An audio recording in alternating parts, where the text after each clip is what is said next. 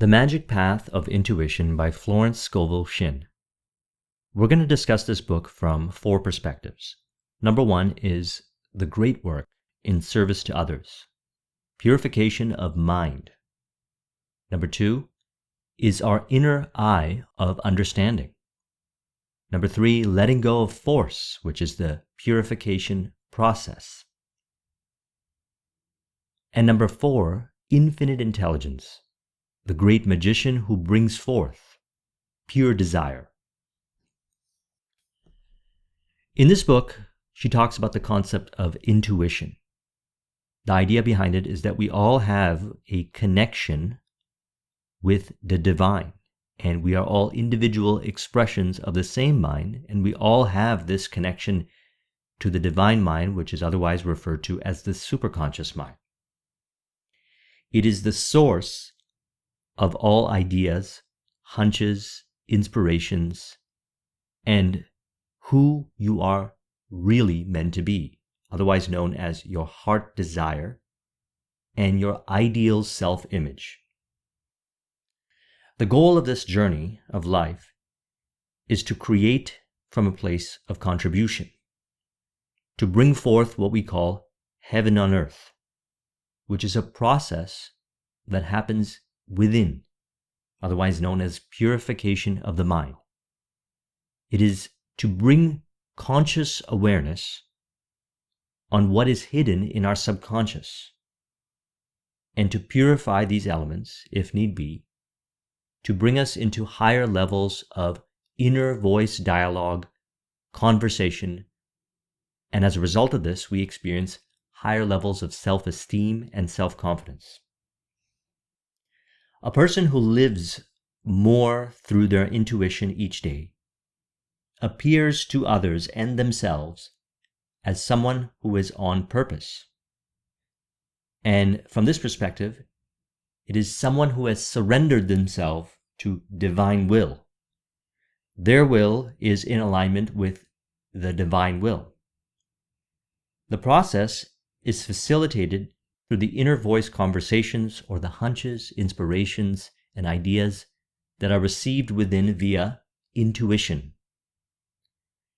And as we go through this process of bringing forth what we desire, we also release aspects about ourselves that is buried in the subconscious that brings us into a higher level of authenticity and congruence to who we really are. In other words, aligning with the higher self. She says, true prayer means preparation.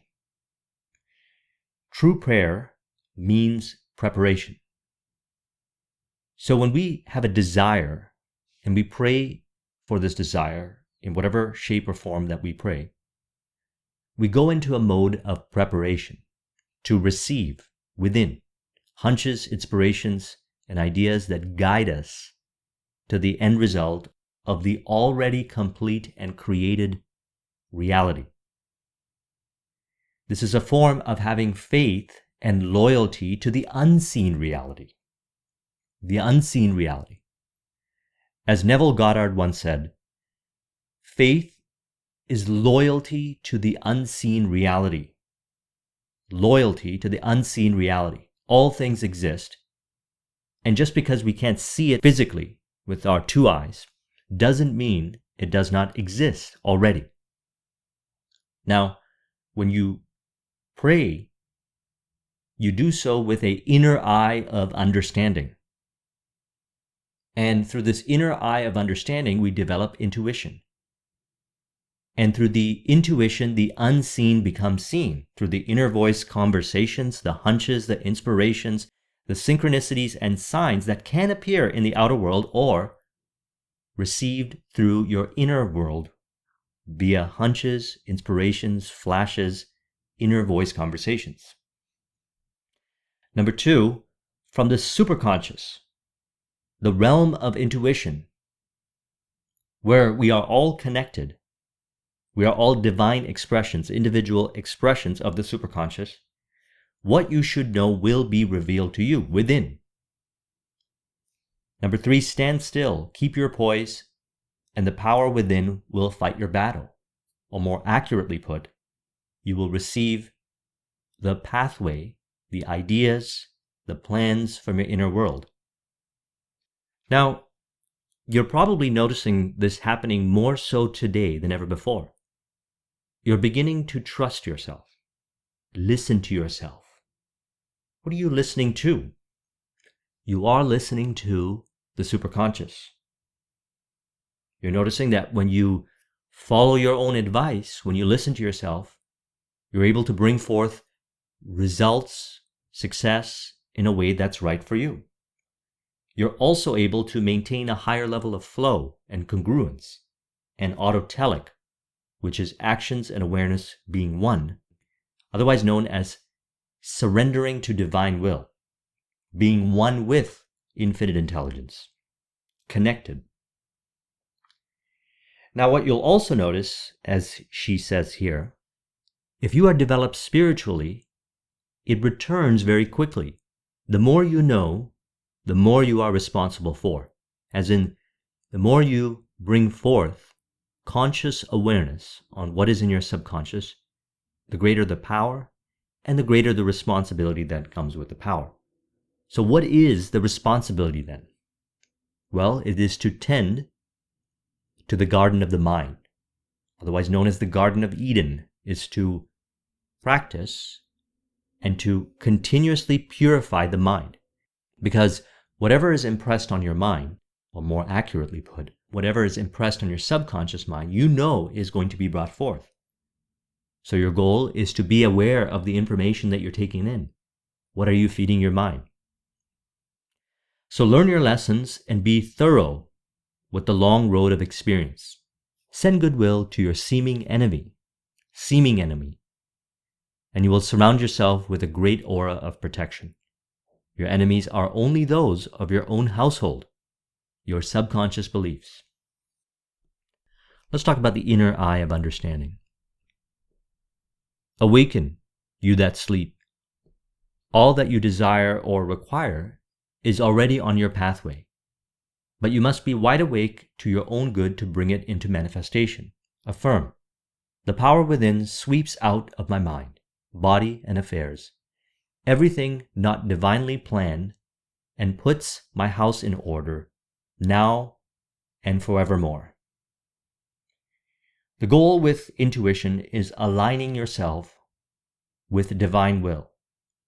That's the conversation that we have. When the prayer has been affirmed, the conversation begins. And it is always happening. The question is, are we listening and honoring the conversation?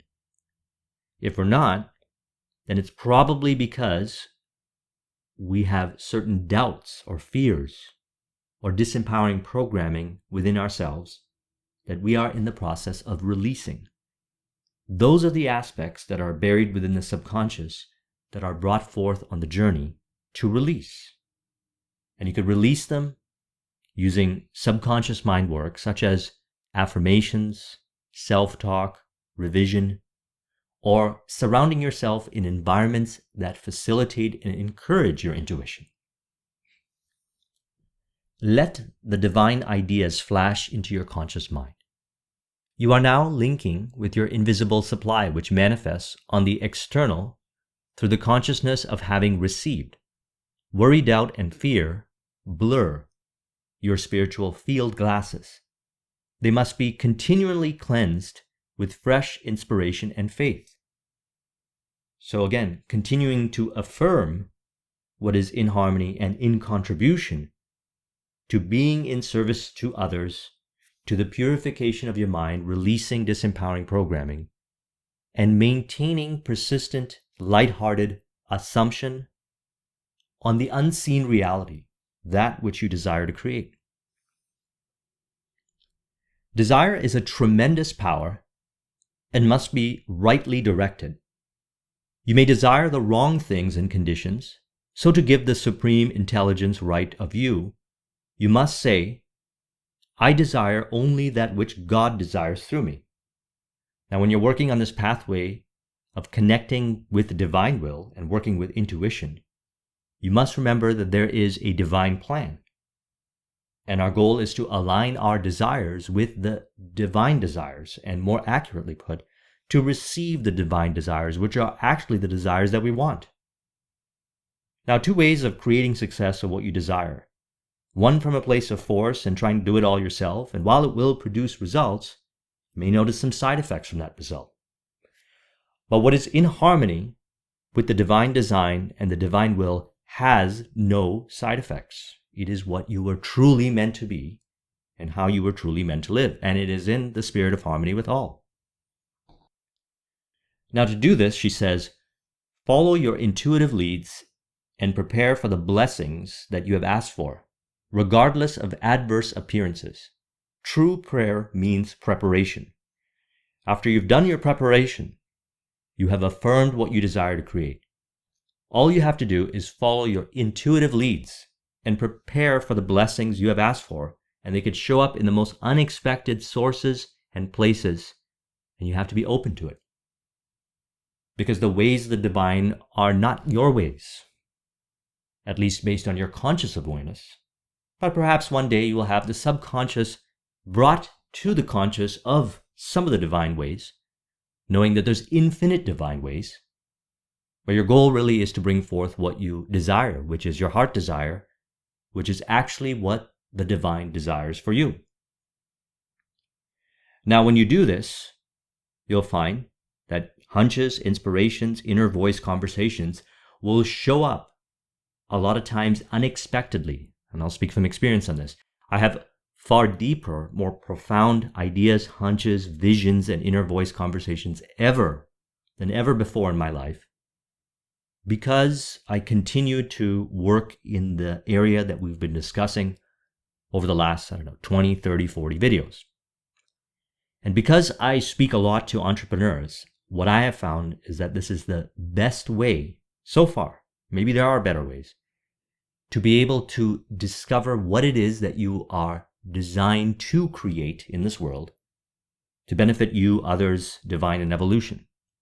And not only that, to be able to receive the hunches, inspirations, plans, and synchronicities and signs that guide you, that reveal to you how to bring it forth. As mentioned, two ways of bringing it forth. One, as Neville Goddard puts it, world of Caesar. Or number two, working with your inner world, which is the magic path of intuition. Let's talk about letting go of force, the purification process. As you release from the ways of doing things that are force-based, which can appear as just benefit to you, but taking advantage of others, disharmony towards others, as you let go of it, you develop a deeper connection with the inner voice. If you have not let go of it enough, the word intuition may make no sense to you, because you have continuously relied upon seeking answers in the outer world. And as mentioned, while this can help you get the success that you desire, we have to remember what Steve Jobs said. He said, follow your heart and intuition. They somehow already know what you want to become. Now, when I first heard this many years ago, it really stuck with me, because I came from a background where I operated more so from a place of force, forcing myself, pushing myself to get things done. And because I would see results by doing it, I assumed that that was the only way. So when he brought up this idea of intuition, it seemed outside of my scope of awareness, my conscious awareness, which I thought was the only way to create what I can think in my mind consciously.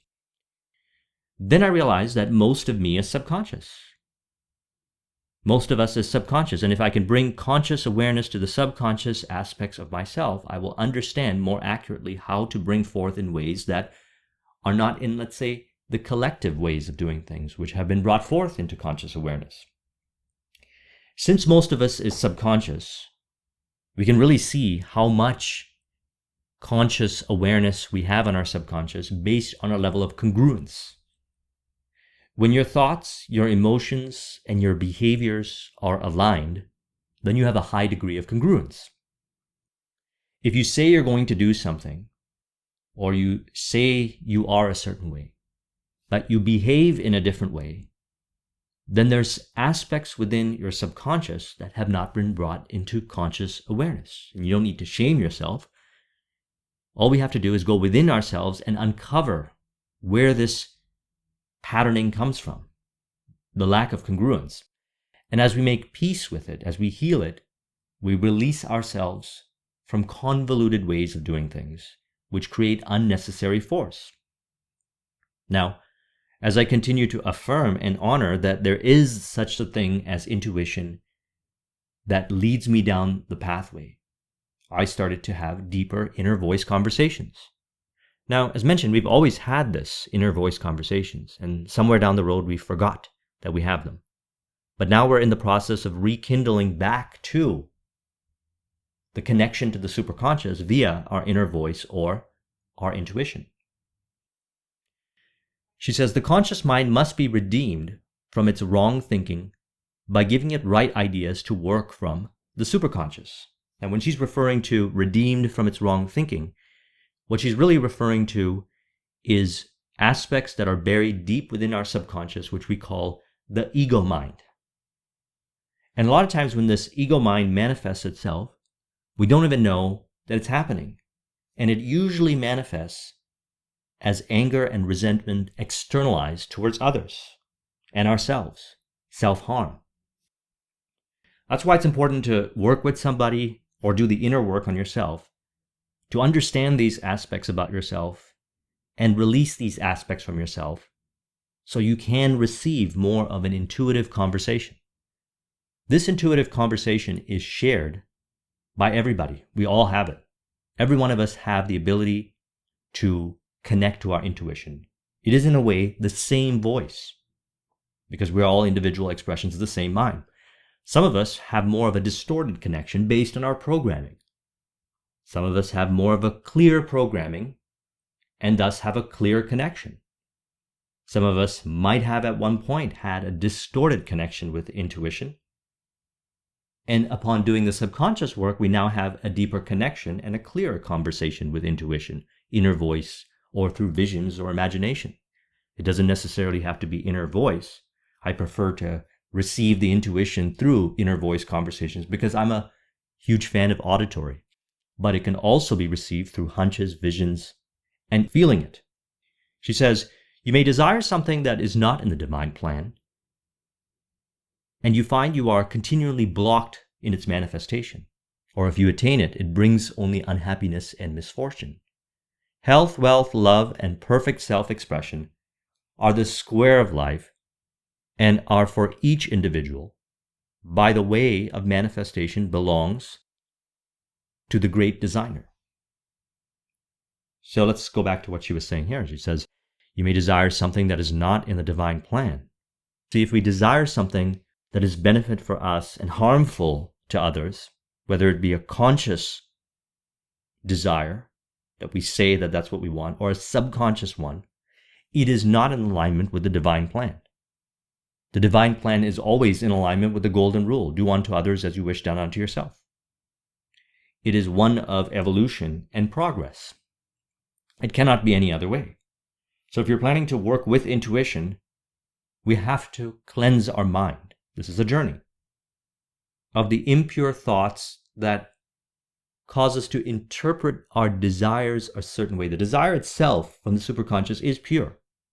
It is how we interpret this desire via mostly the subconscious, the parts that we are not aware of, that determines how we interpret our desire to be and what we ask for as a result.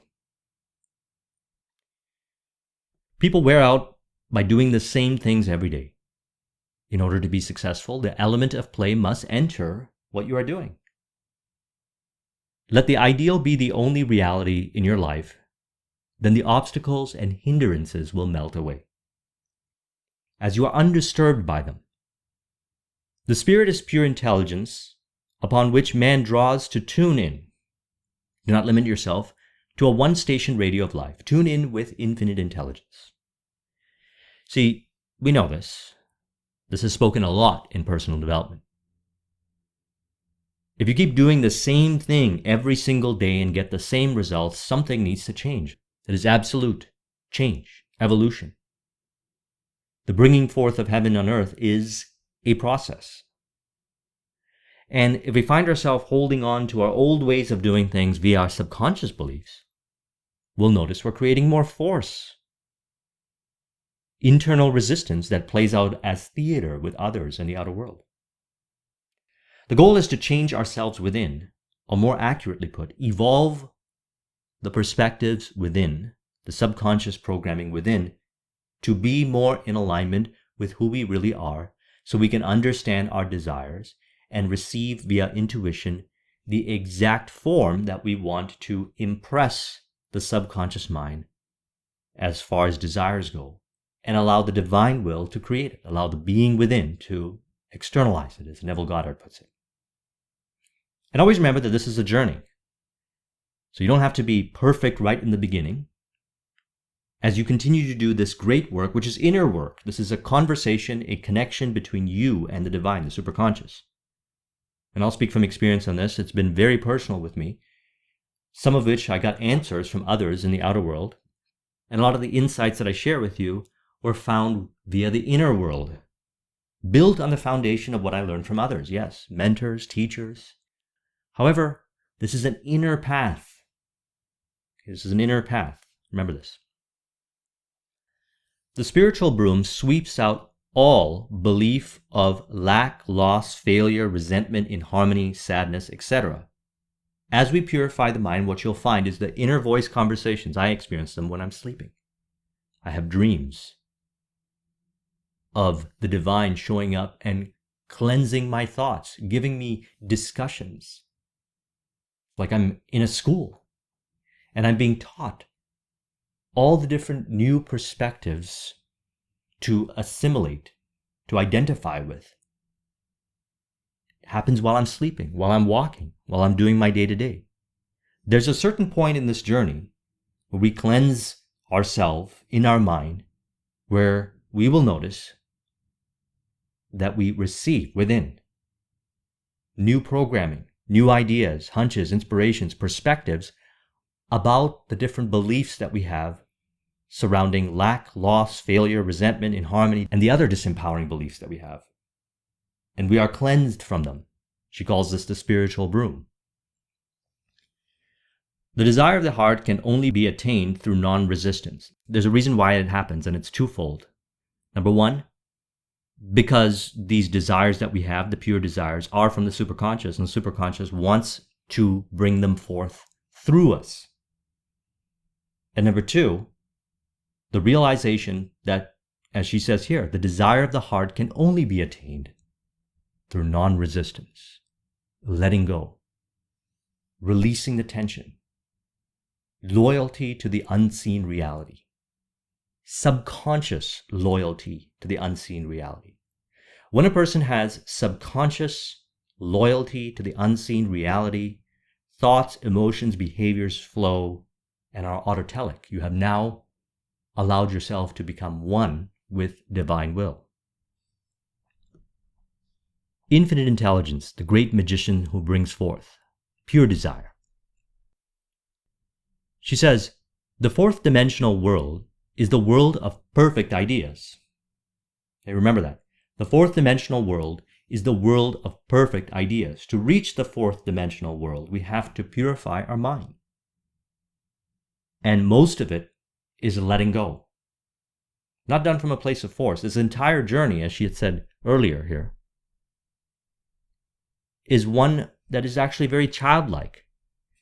We make the inner work a lot more forceful and complicated than it has to be. Most of it is trusting and letting go. Being in a place of flow. This is why I always recommend staying in flow. The inner work is fun. It is fun to identify disempowering beliefs and let go of them, because then you're going to see what happens when you let go of them. There's a reward. The externalization of the reflection of the empowering belief that is replacing the disempowering belief. That's joyous. The journey of purification of the mind is a joyous one. Does not have to be stressful and forceful. If you believe it to be that way, then as Jesus said, as you believe, so it shall be done unto you. She says, I desire the divine ideas only to come to pass under grace and in perfect ways. I say in the game of life and how to play it, that health, wealth, love, and perfect self-expression are the square of life.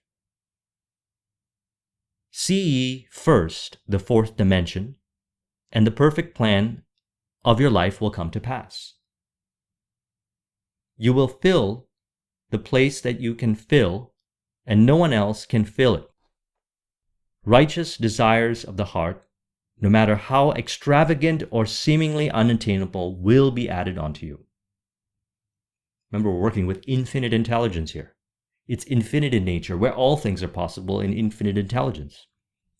And these desires from infinite intelligence know not the word impossible, because they are aligned and in harmony with who you were meant to be. As Steve Jobs put it, follow your heart and intuition. They somehow already know what you want to become, even if your heart and intuition have desires that appear to everybody else as impossible. There is no limit to the good that God has prepared for man. Only doubt or unbelief shuts out the power within each man. However, faith turns the power on again. So it is necessary to do everything to develop faith in that power. Sometimes a new affirmation or a new idea will suddenly give you the realization, which is manifestation. When you realize that time and space are but a dream, you live suspended in the moment, and time can never touch you.